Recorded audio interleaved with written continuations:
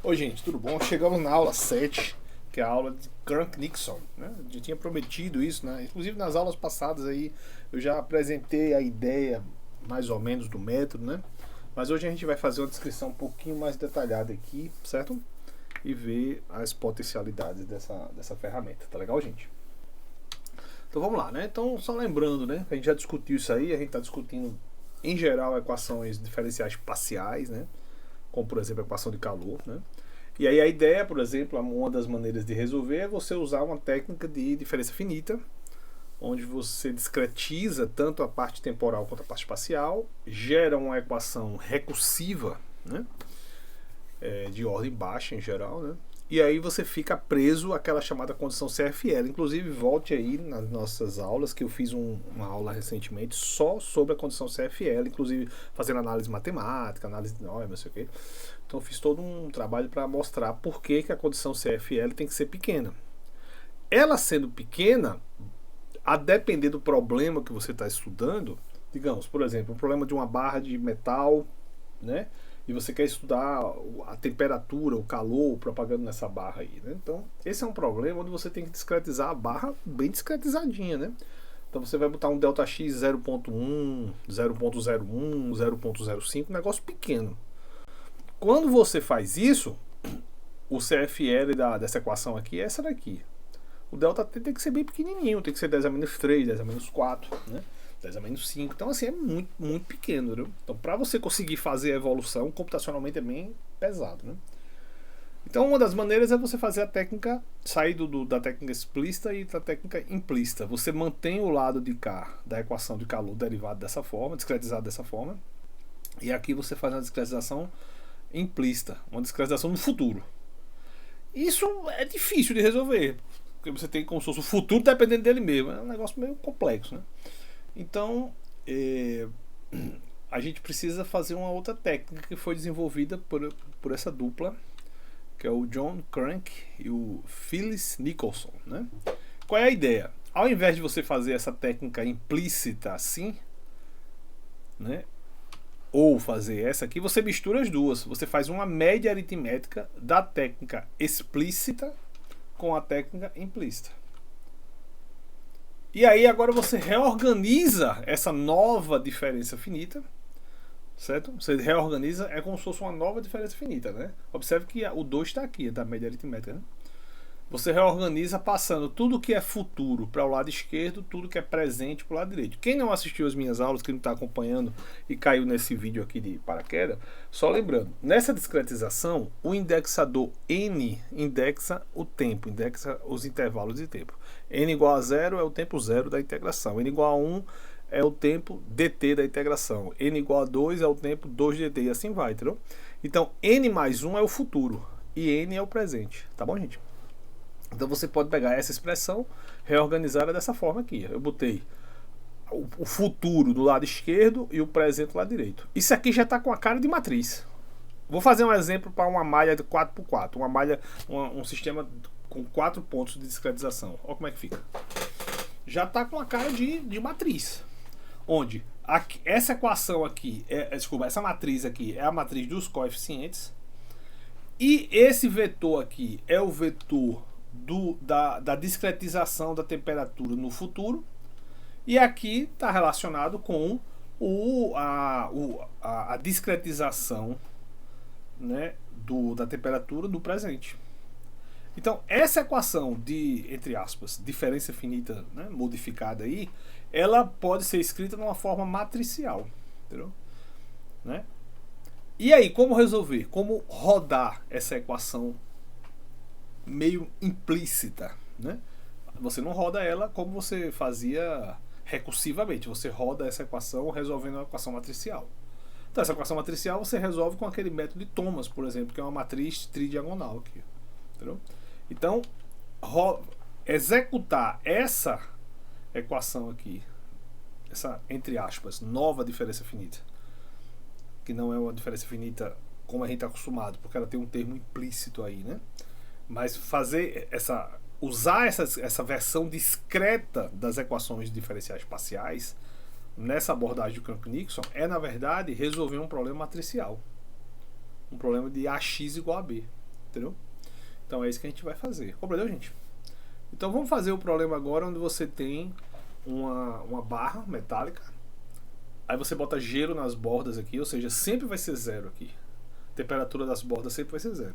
E você bota no meio dessa barra um aquecimentozinho. Vai lá e esquenta. Bota ali, entre aspas, bota uma vela lá, dá uma esquentadinha nela e tira. E vamos ver como é que esse calor que você colocou lá, ele se propaga. Tá bom, gente? Beleza? Então vou logo resolver para vocês verem. Tá aqui o programa. Não, esse não é esse aqui.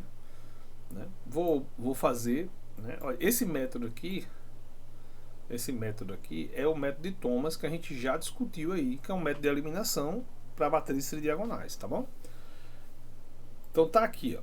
A minha barra tem tamanho 1, eu discreti aquele parâmetro de condução é 0.01, que está lá na equação, né? Ó, na equação de calor, né? Que ele está guardadinho dentro do R, né? Ó, lembra da equação de calor aqui, como é que é? Olha o alfa aqui, ó. Tá vendo? Que ele acaba terminando dentro do parâmetro desse parâmetro R, tá certo?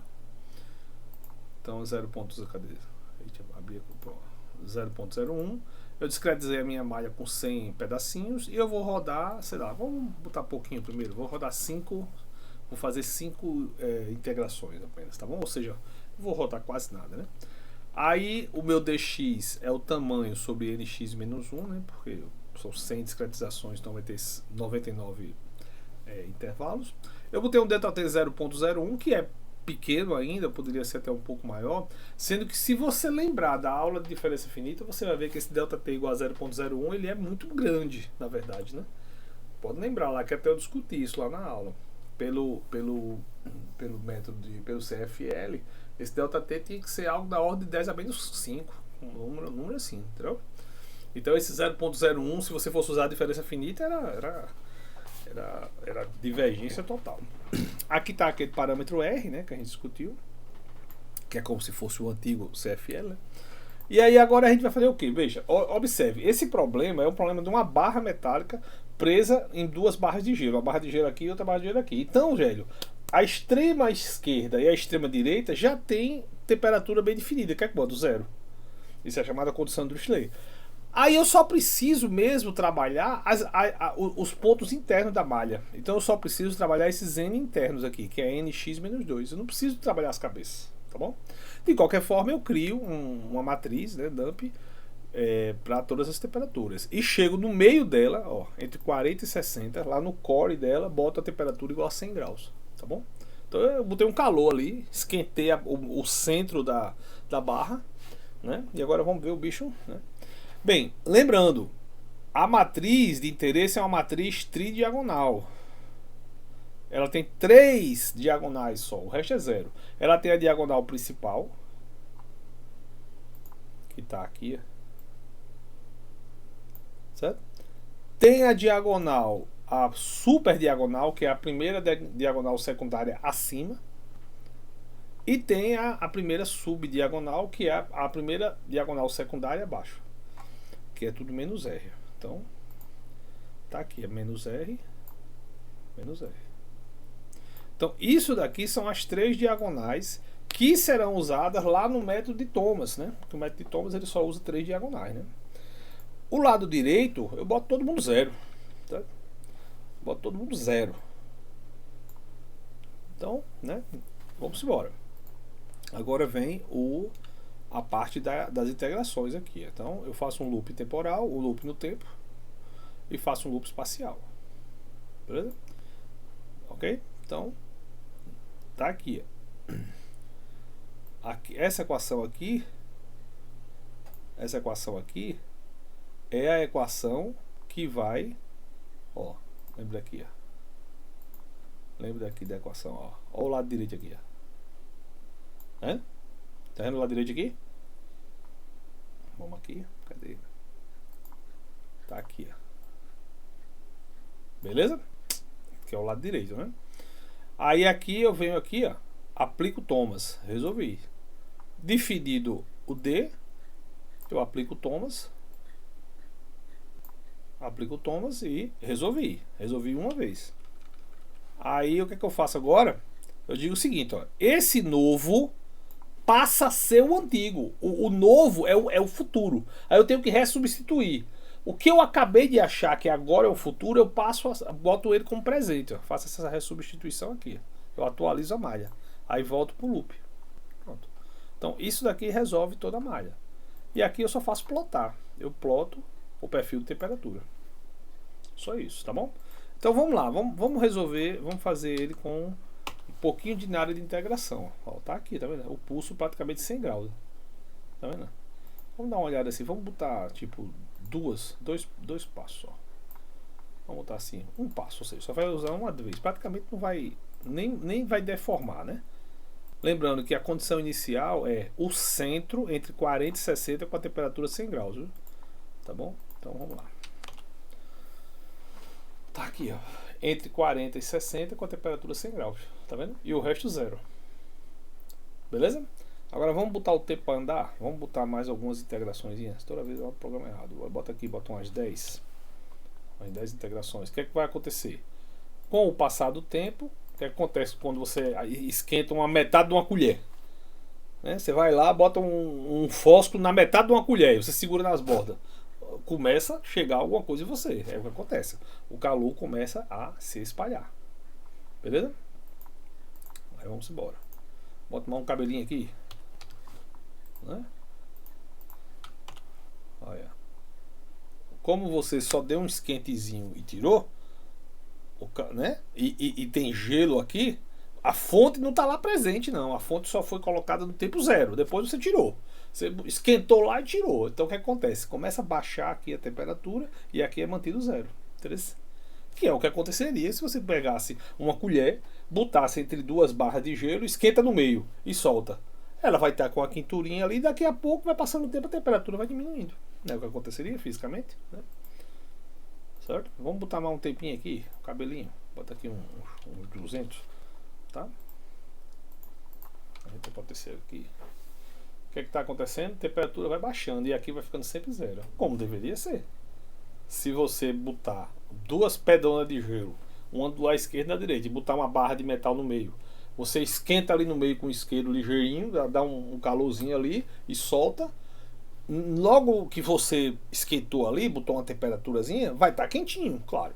Mas quando você vai passando o tempo, o calor vai fluindo e vai sendo, entre aspas, assim, absorvido aqui, né? Ou seja, esse aqui vai sendo mantido temperatura zero, o bicho aqui vai diminuindo. Então bota aí mais um tempinho. Bota aí 600. Né? E assim vai-se embora. Pronto, e assim vai. Daqui a pouco a barra tá fria. Beleza, gente? Compreenderam aí? Ficou claro? Tá legal? Agora vamos fazer o mesmo problema agora. O mesmo probleminha com agora a chamada barra isolada. A barra isolada é o seguinte: digamos que você prendeu a barra numa substância lá, a barrazinha aqui, ela não vai, digamos, deixar o calor, vamos dizer assim, escapar. E supomos que também o calor não escape pelo ambiente ali, tá certo? É um problema idealizado, né? Então o que é que vai acontecer, gente? A barrinha vai estar ali e o calor vai ficar preso. Se você bota ali, digamos, sei lá, bota um pulso no meio com a temperatura 100 graus, o calor vai se espalhar na bicha toda. Vai ficar uma temperatura mais ou menos constante. Aí com isso, as bordas, principalmente elas, não pode ter fluxo de calor aqui. A borda, você vai ter que a temperatura das bordas vai estar praticamente constante ali. Ela não pode ter a temperatura do último tem que ser igual à temperatura do outro penúltimo. Por quê? Para não ter fluxo de calor. Entendeu? Se tiver fluxo de calor, ele escapa. Então, T0 tem que ser igual a T1 e Tn-1 tem que ser igual a T2. Os dois pontos da malha, da extrema esquerda e da extrema direita, eles têm que ter a mesma temperatura. Entendeu? É o pessoal, muita gente chama de nó. É um nó. Vamos dar um nó na malha. Entendeu? Aí com isso você tem que fazer umas mudançazinhas no Crank-Nixon, né? Você tem que reescrever, ó. Tem que na borda esquerda você tem que escrever para que T0 seja igual a T1. Aí quando você pega aquelas equações que a gente escreveu lá atrás e bota isso e reorganiza, só nesse ponto, só lá na extrema esquerda, a equação fica assim. Entendeu? Aí vai modificar o que? Vai modificar o parâmetro, aqueles parâmetros diagonais e fora da diagonal. Entendeu? A mesma coisa acontece na borda da extrema direita. Exatamente a mesma coisa. Então, com isso, você vai ter umas modificaçõezinhas só nos parâmetros lá da extrema esquerda e extrema direita. Então, a matriz, aquela matriz A e o vetor D que a gente usa, né, nesse problema da condição de Neumann, né, ela é diferente, entendeu? Só no ponto da extrema esquerda e extrema direita, para que não tenha fluxo de calor. E a modificação é essa daqui, ó. D1, que é o primeiro elemento lá da extrema esquerda, e Dn-2, que é da extrema direita, esses caras são dados por isso aqui. Entendeu? E a matriz também, ó. O primeiro e o último elemento da matriz, aquele lá, ele vai mudar. Em vez de ser 1 mais 2 cara, vai ficar 1 mais gama, que apareceu aqui. Entendeu? Pronto. Feito isso, o resto é tudo igual. O resto é o mesmo programa. Aí aqui eu já fiz um enfeitezinho.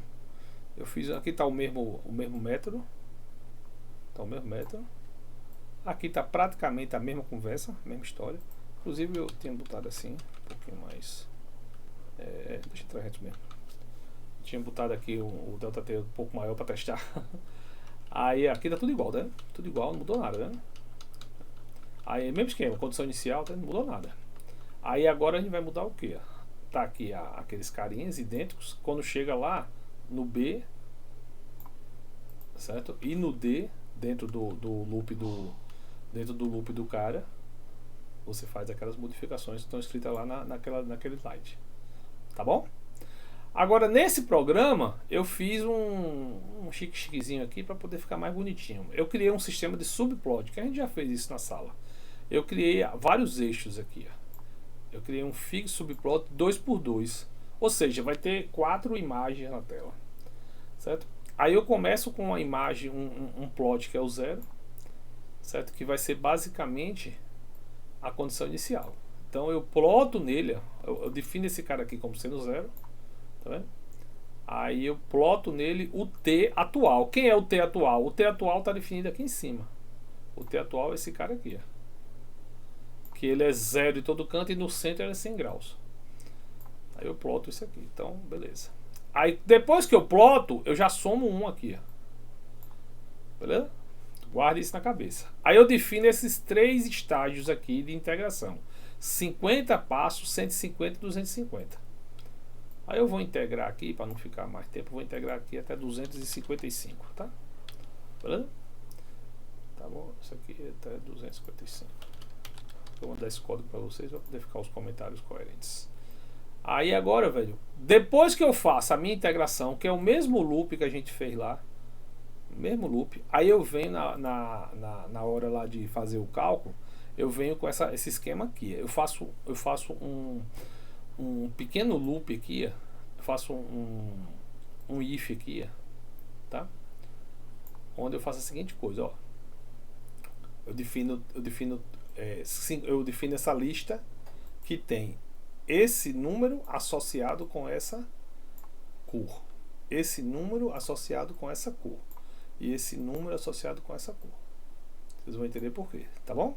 Aí eu faço a seguinte coisa: quanto é que era lá quanto é que era lá esse cara aqui, ó, olha para cá. Aqui era 0, né?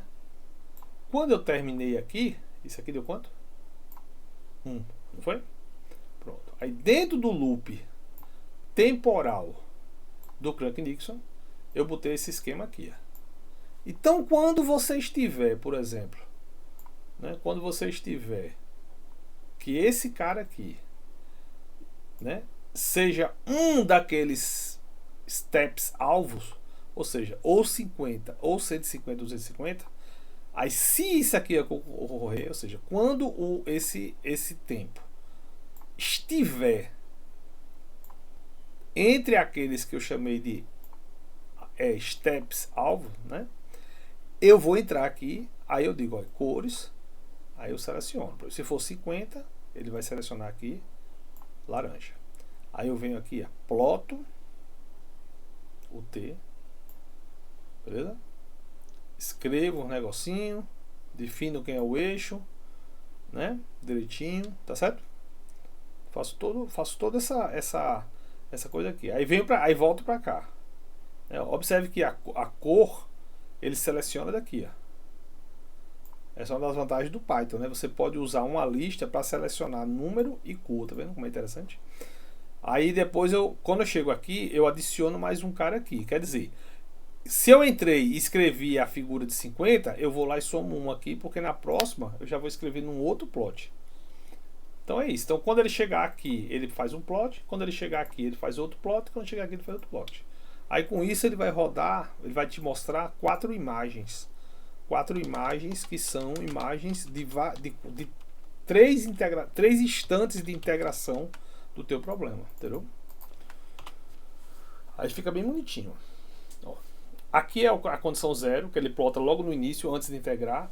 Quando ele chega em 50 passos, aí ele vai e escreve essa. 100 passos e escreve essa. E 250 passos escreve essa. E aí fica uma figura 2x2, entendeu? 1, 2, 3, 4. 2x2. Compreendeu, galera? Interessante, né?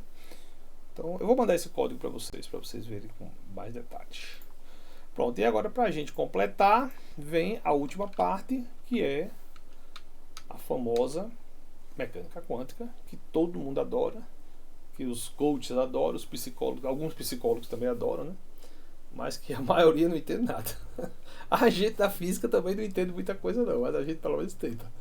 Então vamos lá, qual é a ideia, né? A mecânica quântica é bem complexa do ponto de vista assim, conceitual, fenomenologia e tudo. Agora, a parte matemática e computacional, estou dizendo que é simples não, estou dizendo que ela tem mais ou menos um tratamento bem estabelecido, certo? Computacionalmente, um dos tratamentos é o Crank-Nixon, tá? Apesar que as pessoas usam muito split step, não sei o que é um método muito bom que a gente vai aprender também, mas o Crank-Nixon é muito poderoso para a mecânica quântica também, viu? Muito poderoso. Inclusive, quem trabalha com localização de ânions, o Crank-Nixon é muito fácil de implementar para a localização de ânions. Mas tudo bem, vamos lá, vamos trabalhar a equação livre de potencial, que é essa equação aqui. Olha, gente, mesmo que você não saiba o que é uma função de onda, não sei o que, pense numa equação de onda, ponto final. Aqui você tem um derivado temporal, aqui você tem um derivado espacial. Ponto. A diferença é que vai ter uns terminhos complexos aqui pelo meio, né? Que é o que a gente já viu lá na outra aula de diferença finita, né? Mas a priori é uma equação de onda, tá bom? Por enquanto, vamos olhar só a matemática e a parte numérica. A parte fenomenológica, por enquanto, a gente deixa pra lá, que a gente está em uma fase ainda incipiente, né? Então, como é que a gente resolve essa equação? Vamos lá, mesmo esquema. Pega essa bicha aqui, escreve como aquela média aritmética. O parâmetro R agora é esse cara aqui. Reorganiza os termos da mesma forma que a gente fez para outra equação de onda, pá, não sei o que, e aí monta uma equação, entre aspas, idêntica à equação de onda. Entre aspas, tá, gente? Porque tem uns detalhezinhos aí, né? Pelo meio, né? Que tem a parte imaginária, certo? Que tá guardadinha onde? Dentro do R. Então não é tão idêntica assim não, tá bom? Mas o jeitão dela é a mesma coisa, é uma matrizinha tridiagonal, mesma história, vai usar o mesmo Thomas, né? A diferença é que a gente vai ter que adaptar ele para funções complexas, porque esse cara aqui também é um vetor complexo, também são vetores complexos, então é tudo complexo, né? A dificuldade, uma das dificuldades é essa, né? Mas do ponto de vista matemático, essa equação a gente converte nessa daqui e nessa daqui, que é uma equação matricial, AX igual a D.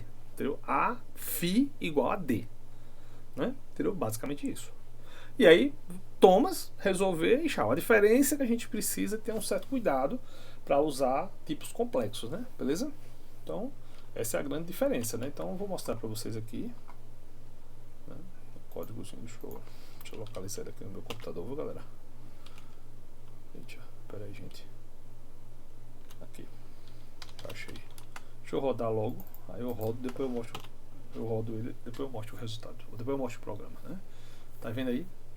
Fiz algo parecido com aquilo que eu fiz lá no problema lá da equação de calor, né?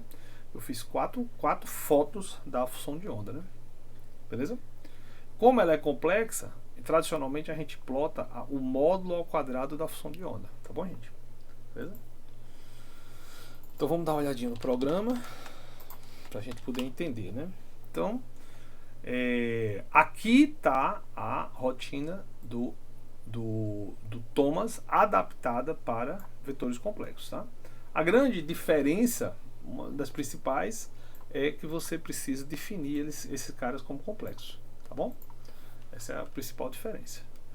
Aí vamos lá, o resto é muito parecido com o programa que a gente já tinha feito. Ó. Define uma malha, o tamanho do sistema, certo? O tamanho tem que ser um pouquinho maior, né? Mas ó, o delta X, o delta T pequenininho também, ó, 0.1, posso até botar 0.05. Vou integrar 100 tempos também aqui, ó, né? 100 tempos, né? Vou deixar assim para poder deixar coerente os comentários para vocês, né? Então o R é imaginário, aí você tem que definir ele como imaginário. Aquele mesmo esquema. A gente vai mexer basicamente com a parte interior. Então a gente vai fazer um sistema que é um sistema tipo, como se fosse um sistema que vai assim. Você tem um sistema de tamanho L, sendo que ele é centrado em zero. Então ele vai de menos L sobre 2 até L sobre 2. Entendeu? Ele é centrado em zero.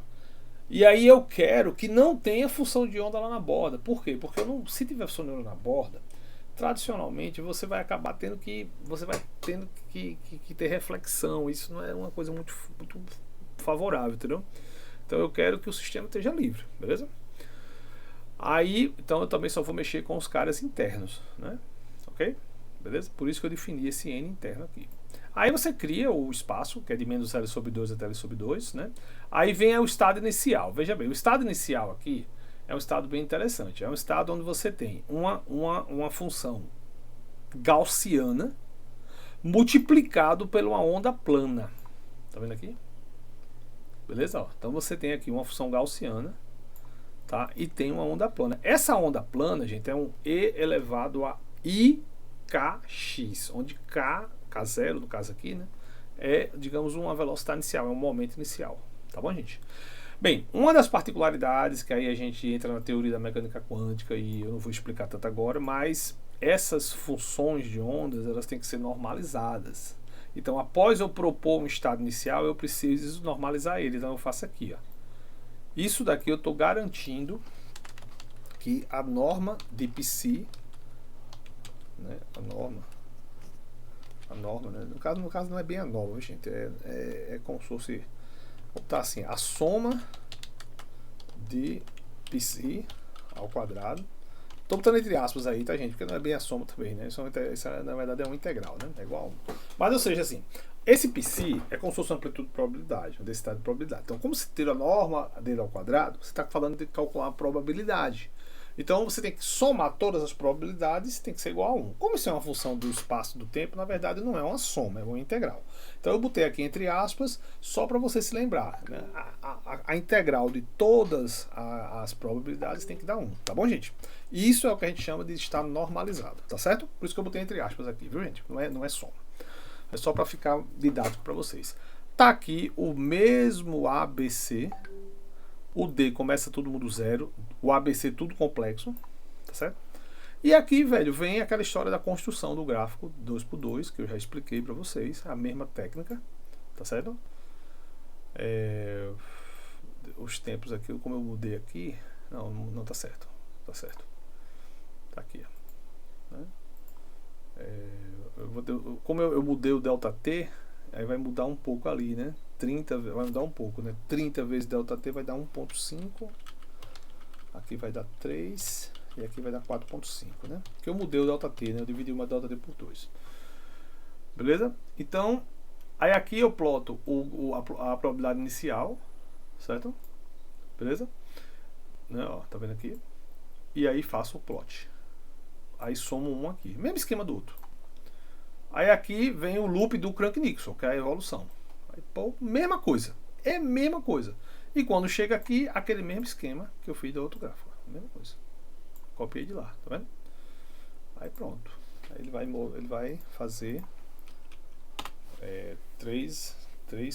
4 fotinhas, né? Um pouquinho menos quebradinhas agora, porque eu diminui o ΔT e também diminui o tempo, né? Tá certo?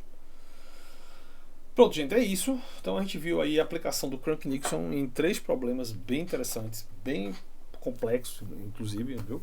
Essa coisa de Crank-Nixon para mecânica quântica é não trivial. Você não vê isso em muito artigo explicado, livro, tudo, entendeu? Eu mesmo aprendi esse negócio porque eu convivi com uma galera que usava muito isso, aí eu saí ali pescando a galera, mas você não vê isso muito em livros ou em artigos mesmo. A galera até bota em artigo, agora bota fechadinho, né? E cada um que se vire vai aprender, né? Foi como eu aprendi. Mas é isso. Mas agora está bem abertinho aqui e os códigos estão disponíveis, tá bom? Eu agradeço, um abraço, tudo de bom.